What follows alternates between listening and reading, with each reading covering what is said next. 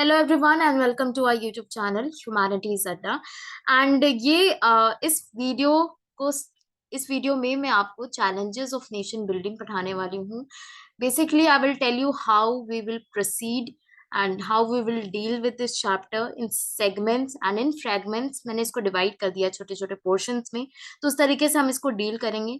ये एक new initiative है बाय ह्यूमैनिटीज अड्डा, जिसमें ट्वेल्थ कि जो पॉलिटिकल साइंस है उसको आप मान लीजिए कि एक क्रैश कोर्स ही है, प्रॉपर क्रैश कोर्स है, where I will not be giving you like just the summary of the chapter और एनीथिंग, बट हम इसको काफी ही डेप्थ में पढ़ेंगे ताकि आपकी जो एग्जाम की प्रिपरेशन है वो काफी अच्छी से हो जाए and you score the maximum marks in this paper, okay, in this subject. So eight the and I will also be telling you कि मैं कौन कौन से डेज पे ये जो लेक्चर्स हैं वो अपलोड करूंगी। And if you want to make use of these lectures, अगर आप इससे मैक्सिमम गेन करना चाहते हैं तो you have to be patient, because ऐसा नहीं है कि मैं 10 मिनट की वीडियो में आपको पूरा चैप्टर समझा दूं और आप उससे सब कुछ समझ जाए। So you have to like be patient in this whole crash course.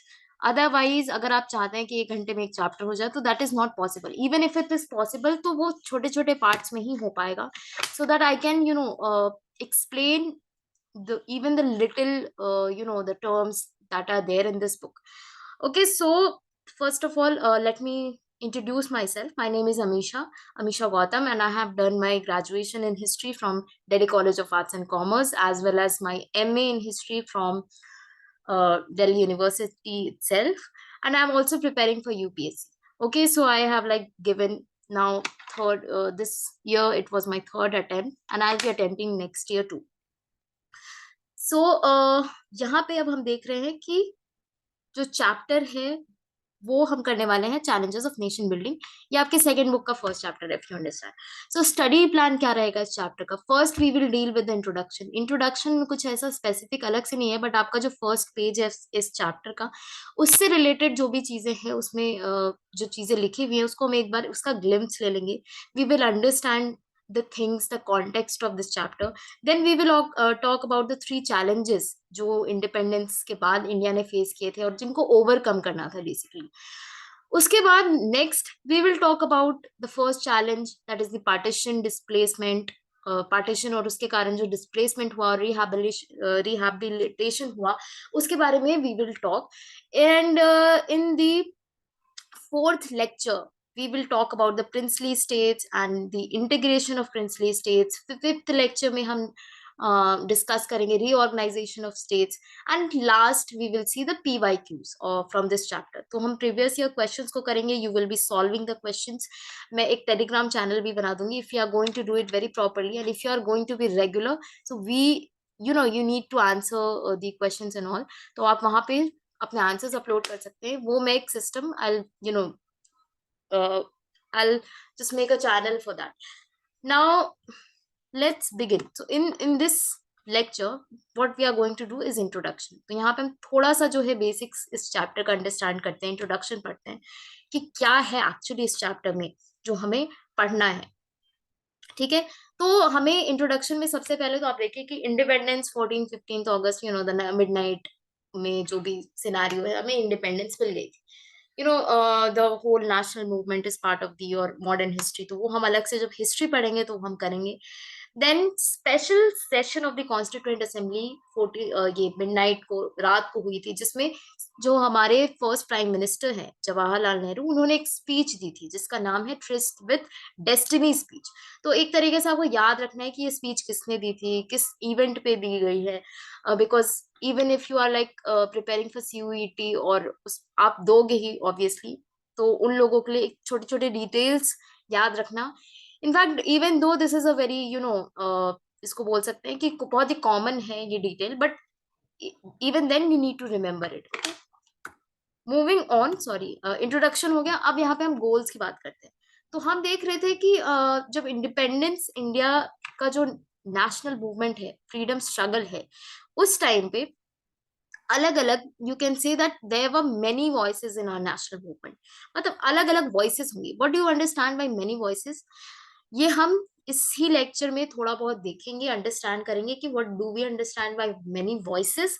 But एक तरीके से आप बोल सकते हैं कि different ideologies, different sections of the people, different अलग अलग तरीकों से जो है नेशनल मूवमेंट को एक तरीके से अपने रिजल्ट पे, जो हमें फ्रीडम चाहिए थी वहां ले जाने के लिए हमें different different ideologies, different different types of actions, leaders देखने के लिए मिलते हैं। बट अगर आप देखो कि भले ही यहाँ पे बहुत सारे डिफरेंट वॉइसेस थे हमारे नेशनल मूवमेंट पे, बट जो हमारा गोल था कि at the end we will attain freedom, first तो यही था कि हमें फ्रीडम चाहिए। बट फ्रीडम के बाद दो गोल्स थे जो हर कोई अग्री करता था उस पे। तो ये कौन से दो गोल्स हैं? तो हम यहाँ पे देखेंगे कि there were two goals that everyone agreed upon. भले ही वो किसी भी वॉइस, मतलब होता है ना, किसी भी आपके different section of the freedom struggle movement से आ रहा हो डिमांड, जो भी मूवमेंट है उनका, लेकिन एक एट द एंड जो गोल है वो सबका सेम था। फर्स्ट गोल था कि we shall run our country through a democratic government. So we wanted to have democracy in our nation after independence, and second is that the government will be run for the good of all। इसी को बोलते हैं हम welfare state का जो concept है, जो आप डीपीएसपी की आपके directive principles of state policy में भी देखने के लिए मिलता है कि जो गवर्नमेंट है वो सबके ही अच्छे के लिए काम करेगी, and particularly the government will be helping out and uplifting the poor and the socially disadvantaged groups. तो ये सब हमें कहाँ देखने के लिए मिलेगा? ये जो गोल्स हैं इनको एक तरीके से अचीव करने के लिए डिमांड्स जो थी, और मतलब ये गोल्स जो है सबने अग्री किए हुए थे, लेकिन बाद में आप जाके देखते हो कि हमारे कॉन्स्टिट्यूशन में ही इन सारे गोल्स को इंश्राइन किया गया है। So when we will be dealing with the constituent assembly और उसके डिबेट्स एंड ऑल, जो आपके आई थिंक इसी बुक में है, last chapter I suppose it is that, so that we will be doing and उसमें हम जब बात करेंगे तो हम देखेंगे, उस चैप्टर को जब हम डील करेंगे तो हम देखेंगे कि किस तरीके से ये जो गोल्स हैं इनकॉर्पोरेट किए गए थे हमारे कॉन्स्टिट्यूशन में एट द एंड। अब बात करते हैं goals, again the same topic is there. तो यहाँ पे हम देख रहे हैं कि ये जो अटेन करना है इन गोल्स को, ये इजी नहीं था इंडिया के लिए। क्यों नहीं इजी था? बिकॉज इंडिया जो है जब उस इंडिपेंडेंस मिलती है तो बहुत ही डिफिकल्ट सर्कमस्टांसेस थे। फर्स्ट सर्कमस्टांसेस जो आप देखते हैं कि काफी डिफिकल्ट सिचुएशन अराइज हुई थी because of the partition and the violence that was associated with it. तो पार्टीशन और वायलेंस के कारण जो ये जो दो गोल हमने डिसाइड किया कि हमें एक डेमोक्रेटिक गवर्नमेंट चाहिए and the government will be run for work for everyone and will be run for the good of all. ये सारी चीजें हैं, इसको अचीव करने के लिए हमें एक होता है ना कि एक बेटर सिचुएशन चाहिए कंट्री में, but that was not there difficult circumstances से। और अदर फैक्टर्स को अगर हम कंसिडर करेंगे तो एक एग्जांपल है जो आपके डायरेक्टली बुक में दिया हुआ है कि पार्टीशन से एसोसिएटेड वायलेंस एंड ऑल था। बट अदर फैक्टर्स अगर आप देखो तो पॉवर्टी, जब आप इंडियन इकोनॉमिक जो इकोनॉमिक्स के स्टूडेंट हैं वो पढ़ेंगे, जिन्होंने ऑप्ट किया है, तो आप उसमें देखोगे कि there were other situations, there were other scenarios in our nation जो एक तरीके से हमारे कंट्री को हैम्पर कर रही थी उस टाइम पे। तो एक पॉवर्टी हो गई, लिटरेसी हो गई, प्रिंसली स्टेट्स का इशू है, हम इसी चैप्टर में देखेंगे। Just a second, okay. And then okay, so next अगर हम देखें, ये हमने यहाँ तक कर लिया है गोल्स तक। Okay, now we will talk about many voices of Indian national movement. अब हम यहाँ पे देखते हैं कि जो many voices of Indian national movement है उसके कुछ एग्जाम्पल्स क्या हो सकते हैं। फॉर एग्जाम्पल गांधी की आइडियोलॉजी जो है, overall the whole non violence वाली चीज, सत्याग्रह वाली चीज, तो वो एक major important stream as emerge होती है after 1915, after coming of the Gandhi. Apart from that women, उनका भी आपको अलग एक स्ट्रगल देखने को मिलता है in the national Indian national movement. There were revolutionaries, those who believed in direct action, violence में बिलीव करते थे, direct up throw of the British government में बिलीव करते थे। Then you also have the peasant movements, then you have the movements of Dalits, okay, and then another the voice if you see, that is the voice of the socialist, जो left wing वाले थे, मतलब left ideology से influence लोग थे, उनकी ideology को भी हम यहाँ पे कंसिडर कर सकते हैं। So these are just few examples, और भी आप अलग अलग आपको वॉइसेस देखने के लिए मिल जाएंगे। But next let's move on to democracy. तो हमने गोल में देखा था कि इंडिया का गोल है मतलब इंडियन इंडियंस जब इंडिपेंडेंस अटेन कर लेंगे तो उनका मेन फर्स्ट गोल क्या था, that to have a democratic government. Now what do you understand by democracy? Please एक बात नोटिस करना कि ये जो दो टॉपिक्स हैं ये मैं एक्स्ट्रा आउट ऑफ एनसीईआरटी पढ़ा रही हूँ. एक बार at least I want you to understand democracy what actually it is. It is not जैसे हम यहाँ पे एक कोड पढ़ते हैं कि democracy is a government of the people, by the people and for the people. तो यहाँ पे हमें पीपल का रोल काफी ज्यादा देखने के लिए मिलता है. एंड बेसिक डेफिनेशन अगर आप देखेंगे अब्राहम लिंकन ने कहा था, ये वाला जो कोट है this is associated with him. Basic definition of democracy की अगर हम बात करें, ये हमें क्लास 10th के एनसीईआरटी में देखने के लिए मिल जाती है. There is a chapter on democracy in that. So it is a form of government in which the rulers are elected by the people. ये एक सिंपल डेफिनेशन है, बेसिक डेफिनेशन है, but this definition is not advocate advocate okay.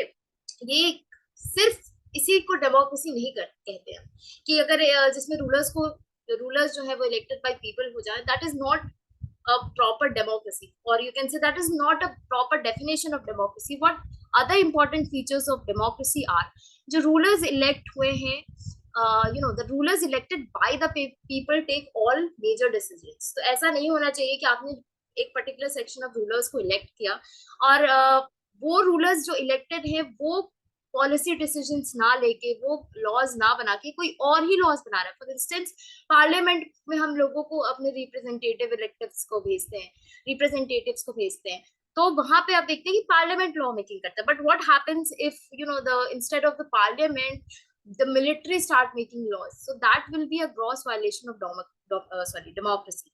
Then second है कि elections offers a choice and fair opportunity, so everyone has a choice और एक fair opportunity है to the people to change the rulers को change करने की power जो है वो डेमोक्रेसी में होती है.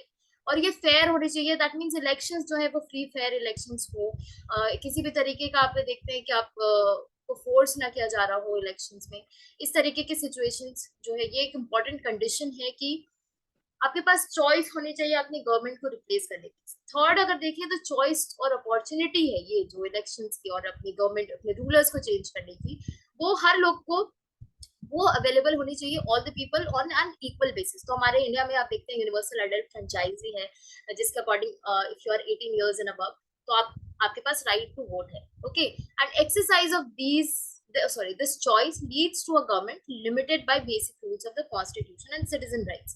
तो ये जो चॉइस हमने एक तरीके से यू कैन से कि कैरी ऑन की और हमने अपने गवर्नमेंट को फॉर्म किया, तो ये जो गवर्नमेंट बनी है ये इसके पास एब्सोल्यूट पावर्स नहीं होती है. This government is limited, constitution इसको लिमिट करती है एंड सिटीजन्स के राइट्स इसको लिमिट करते हैं. That the government is not allowed to do anything it wants. There are certain limitations to that. तो ये एक proper आप देख सकते हैं कि features of democracy है. There are other also, the right to information is also a part of the democracy, because to make a choice, why do we focus more on the right to information? RTI Act क्यों आया? क्योंकि हमारे पास अगर आप देखो तो choice होनी चाहिए, और choice making तभी आप कर पाओगे जब आपके पास एक प्रॉपर इंफॉर्मेशन होगी about your government, about the actions which they are taking. So this is basic अगर आप बोल सकते हैं थोड़ा बहुत है डेमोक्रेसी के ऊपर. We are not going to get deeper into this right now. मैं बस ये समझाना चाहती थी कि हमने यहाँ पे जो 2 गोल्स पढ़े उसमें आपने एक डेमोक्रेटिक गवर्नमेंट समझ लिया कि ये क्या होता है, एक तरीके से उसके फीचर्स क्या होते हैं स्पेसिफिकली. एंड यहाँ पे हम वेलफेयर स्टेट का जो कॉन्सेप्ट है वो देख रहे हैं कि वेलफेयर स्टेट का जो कॉन्सेप्ट होता है वो हम देखते हैं. ये डीपीएसपी में हमें देखने को मिलता है. That I will discuss sometimes letter. Okay, so thank you so much for watching. This is the first lecture of your crash course. और next lecture जो होगा मैंने आपको डेट बता दूंगा. जैसे आज टुडे इज थर्सडे, सो ये जो फर्स्ट है ये थर्सडे को हमें देखने के लिए मिल रहा है. Next lecture I will be uploading on Saturday, ठीक है. एंड देन उसके बाद जो उसका उसके बाद हमें लेक्चर देखने के लिए मिलेगा, that will be on Tuesday. So Tuesday and Thursday and Saturday. So this is the thing. Thank you so much for watching, and if you do like this lecture, please subscribe to our channel and comment if there are any doubts regarding this chapter or regarding any other subject. Thank you so much once again. I'll just end this lecture over here.